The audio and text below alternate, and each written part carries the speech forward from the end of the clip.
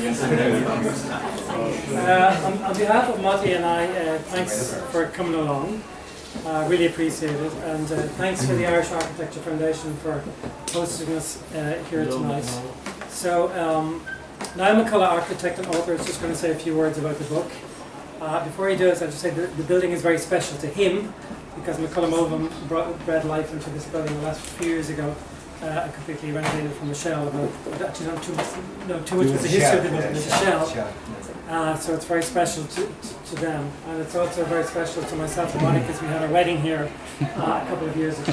So with that, I'll hand you over to. Thank you. So, thanks very much. I only have one page. So that's fine. So I'm here to launch the book, Paul and Motti's book, which I'm delighted to do, Seamless Neighbourhoods, because I think it's a great book. Really, I read it. I think it's a wonderful book, not least because it's about ideas and solutions. It's strategic, well written, discursive, and I think I said in the review, without the self-regarding obscurity of many architectural publications. It's also a project that's been launched here in the IAF, which you could say is the centre of radical architectural thought in Dublin. So it's a good place. And the book has 7 chapters.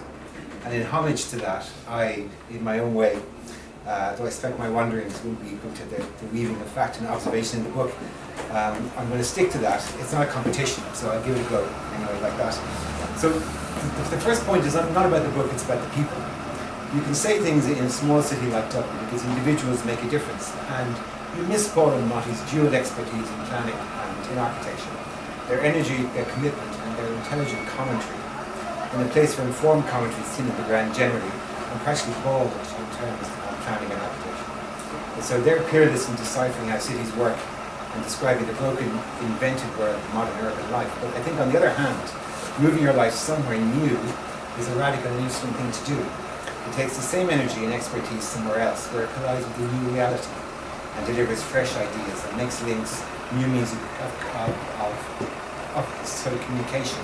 Dublin informs Tel Aviv, Tel Aviv informs Dublin, all that's good. So point 2 is about the book, where they live now, Tel Aviv. And my first experience of it was spellbound, leaving snowbound Europe at night to wake in a sunlit hotel with a horizon of modern buildings, and below laughter in the streets as people made their way to the beach. And it's a city with a strong self-image, part of Israel yet apart from it, but a city based on ideas of newness, a new foundation on rolling sand dunes, very much a modern movement, but more particularly engaged with the social aspects of modernity, and now occupied in a brilliant way through a vivid and liberal existence in art, music and cafe life.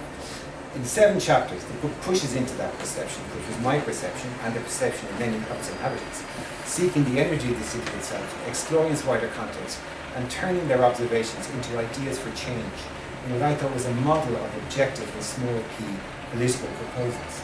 Their gaze explodes the standard view that the closely zoned liberal Bauhaus centre of the city is in fact only one small part of a much larger, poorer and divided city that stretches up and down the coast. They also write about the crazy tininess of the place, which I found fascinating too.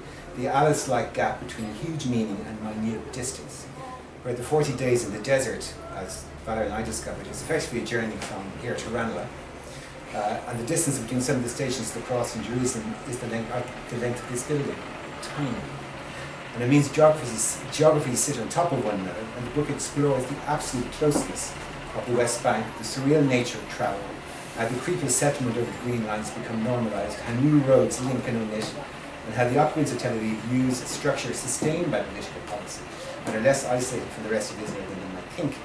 Part of a world where physical closeness is paralleled by increasing psychological separation. So, point 3 is about, I think, what lies beneath it, which is the concept of the book. And I think landscape is a much overused word, but I think what interests the authors in trying to reach a view is a wider and more inclusive concept of landscape. Certainly the exploration of real urban landscape, but also the invisible landscapes in people's heads, how they create responses to geographies in their daily lives, partly influenced by external narratives, but also personal, mythical ideas, either real or invented, and human nature can encapsulate experience at many scales in response to that. And their, point 4, their polyphonic methodology to garner that information is based on the view that life offers no single reality, only coalescing fragments, something of Walter Benjamin's Collages d'Arcades project and Cubist painting in that, building up a picture from what they call the banality of data to find a truth somewhere between objective and subjective, working towards a field of information which, in the case of Tel Aviv, reveals a city you think you might know and you realise you don't know at all. And this feels like an appropriate way to start a book in an era of ubiquitous information. It has its own beauty and somewhere between random and planned. And the weaponry, point 5, that they use to explain the idea is certainly in the cogent text, but this is a very visual book, and it's full of interesting maps and photographs. And I have to compliment Gandhi Edition's design, which totally gets the idea. The photographs in it are of ordinary places, apparently uncomposed snaps, unbeautiful, but watchful and slightly oppressive. And they build up a complete picture of a world out of the corner of your eye. It's also full of maps analysing strange cuts and aspects of the city, made with an awareness that all maps are choices and fictions, and pretend to a truth they can never achieve. Map making is contested territory everywhere, certainly in the Middle East, something Irish people are very aware of in a contested history of land ownership. And point 6, what about comparisons, Dublin and Tel Aviv? While there are 100 superficial differences between these cities, there are also similarities of scale. Both are small and big at the one time. Both excel in myths sustaining huge voids between self-image and reality. In the Italo Calvino version, Dublin might be the city that lost its memory, and Tel Aviv the city of blind and desperate happiness. However, in a quietly and constructively revealing Tel Aviv, the book makes you think about Dublin and the things we live with as accepted normality. The political perception of the city is too big for the island, and its political filleting into smaller units, its strange friendliness without content or context, its increasing visual despondency, its rotting old centre that we're in, which remains the best source for sustaining difference in a globalised world and could be full of people living in houses and above shops, still beset by indecision and, as a result, unresolved conservation planning and fire regulations. Practically almost no architecture worth a candle in the room, dearth of public work, of interesting housing, or really mixed developments, all open to analysis and better resolution. The book makes you think about that. And the last point is just to join me in congratulating them and hope that you buy the book, because it's really wonderful. Thank you so much, and all of that. Thanks.